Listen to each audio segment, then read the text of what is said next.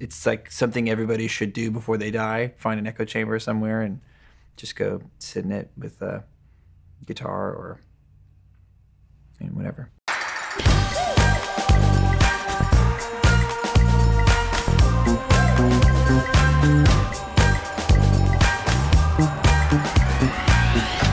My name is Blake Mills. I'm a musician from Los Angeles, California, and sometimes record producer, sometimes songwriter, sometimes session player. Today we're at Sound City Studios in Van Nuys, California.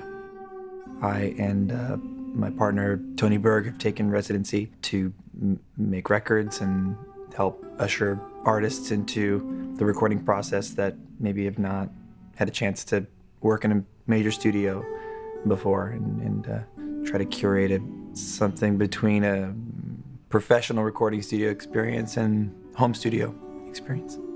When I was 10 years old, I was definitely spending a lot of time in front of the television and watching MTV and seeing music videos for like Smells Like Teen Spirit and Black Hole Sun, and I think like they were playing Enter Sandman all the time, and that image of somebody with long, greasy hair playing a guitar on a strap like super low was just like really iconic and alluring for me, and I think I went to my dad and I said, I want to play electric guitar. He took me to a guitar shop in Thousand Oaks. I grew up in Malibu, so we went over the hill and to the valley. I picked out a Sunburst Squire Strat, and the guitar store, I think, had like a promotion where if you bought a guitar and it's your first guitar, you'd get 10 free lessons. So I started taking lessons, and I don't know if the teacher had asked, okay, what songs do you want to learn? And that was it. Or if it was me who just said, all I want to do is learn how to play these songs. But I remember the lessons were just, here's how you play Come As You Are. Here's how you play Enter Sandman. Kurt Cobain was like my first sort of like a obsession with an artist. I don't think anybody else that I was going to school, I didn't share that with anybody. It was like my own thing. Instead of hanging out, instead of going skateboarding, instead of like going to parties, it was just in my room, playing all the time and learning and listening to records and playing along to records. And there was always a prompt or something interesting about some record that I had been turned on to or come across that I could then pick up guitar and find some way into experiencing that record as a participant, not as just an audience member. It was like role playing. It was like I'm on stage at Fillmore East with the Allman Brothers, or I'm playing with Bill Evans next to Bill Evans and on like Blue and Green. So just this weird sort of like make believe fantasy. My history with Sound City goes back to doing a record with Tony as a producer.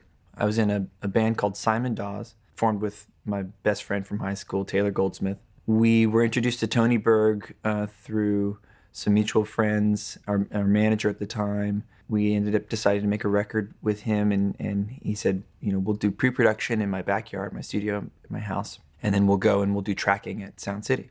So that's what we did. We spent a couple weeks doing demos in basically his converted garage home studio. And then we came out here and started to work in Studio B. Ended up using about 75% of what we had done in the pre-production recording, much less of what we had tracked here. But the first experience I had ever had being in a recording studio was here at Sound City. I think I was like maybe 18 or 19 years old, probably a miserable person to be in a band with, because I had so many ideas and things I wanted to try, and I had never made a record before, and so everything was unknown and exciting, which is great, but it was also probably quite a pain in the ass for everybody else in the band. And I was like, can we do it again? But can we try recording it in reverse? And can we can we go put the drums in the parking lot and see what that sounds like? The spirit of experimentation, which is so wonderful, is also like now knowing the practicals of record making was probably really annoying for everybody else involved. Then I started to do session work after I had left Simon Dawes and decided I didn't really want to be touring. And I started to do sessions primarily for Tony on records he was producing, and got to meet other producers as well, and began working with Rick Rubin. And he would work here quite a bit. And we did a session here for a Kid Rock record, which was a huge surprise. Half of us didn't know who the artist was when we showed up. You get a call from Rick, and sometimes he doesn't mention who it's for. You just say, yeah, I'll be there. Yeah. I remember coming into this room with like all of my weird off-brand guitars and esoteric amps and like my pedal board. And Rick took a look at my pedal board and said, oh, you won't need that. And like it just lived in the hall while we were tracking, and I was mortified because I think I had used a lot of that equipment as like a crutch, or like a safety net, reverb and delay, and that wasn't what he was looking for, and that stuck in my head. That's sort of like before even a note was played, he was just sort of like, yeah, that's not the vibe. An instance of sort of a gentle approach of like kind of guiding a musician towards a desired end result without telling them what to play. A musician and songwriter named Sarah Watkins asked me to produce her record, kind of out of the blue. We had played together at Largo in live circumstances a number of times, and she had asked me to produce her solo record. And so I accepted the job, not knowing exactly what the job was, but just on a high from being asked, like that was like maybe the confidence booster that was required to say like, yeah, I can do it, no problem. And every single recording that I've worked on as a producer has just continued to be an extension of the learning process from the first one. Because a lot of the things that you end up finding will work for you on a record, you try to recreate or implement on a future project, and it doesn't happen in the same way.